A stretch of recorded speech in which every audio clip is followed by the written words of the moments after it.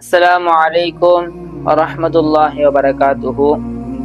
இன்று நாம் பார்க்கக்கூடிய ஹதீஸ் என்பது ஒரு முஸ்லிம் தன்னுடைய உறவினர்களுடன் எப்படி வாழ வேண்டும் என்ற சட்ட திட்டங்களை பெருமானா ஸல்லல்லாஹு அலைஹி வஸல்லம் தன்னுடைய ஹதீஸின் வாயிலாக என்ன கூறினார்கள் என்று நாம் பார்க்க இருக்கிறோம். அதன் முதலாக பெருமானா ஸல்லல்லாஹு அலைஹி வஸல்லம் அறிவித்ததாக அபூ ஹுரைரா ரலியல்லாஹு அவர்கள் அறிவிக்கிறார்கள், அல்லாஹ் தஆலா இந்த பூமியையும் இந்த வானத்தையும் பிரபஞ்சங்களையும் நட்சத்திரங்களையும் சூரியன் சந்திரன் மேலும் மனிதனுக்குண்டான அனைத்து தன்மைகளையும் படைத்ததற்கு பிறகு அந்த தன்மைகளிலிருந்து ஒரு தன்மை அல்லாஹ்விடத்தில் மன்றாடியதான், யா அல்லாஹ், இந்த மனித சமுதாயம் என்னை துண்டித்து வாழ்வதை விட்டு உணர்ந்து பாதுகாப்பு தேடுகிறேன் என்று அந்த தன்மை அல்லாஹ்விடத்தில் மன்றாடிய போது அல்லாஹ் தன்மையிடம் கூறினானாம், எவர் ஒருவர் உன்னை தன்னுடன் இணைத்து வாழ்கிறாரோ அவரை நானும் இணைத்துக் கொள்வேன்,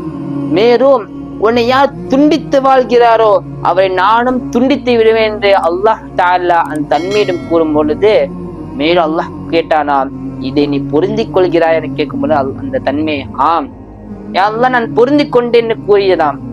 அந்த தன்மை தான் ஒரு முஸ்லிமான பிறந்த ஒவ்வொருவரும் ஒரு காஃபிராக பிறந்து முஸ்லிமா வாழக்கூடிய ஒவ்வொருவருக்கும் முஸ்லிம் தன்னுடைய உறவினருடன் எப்படி வாழ வேண்டும் அந்த தன்மை தான் அல்லாஹ் இடத்தில் மன்றாடியது. எனவே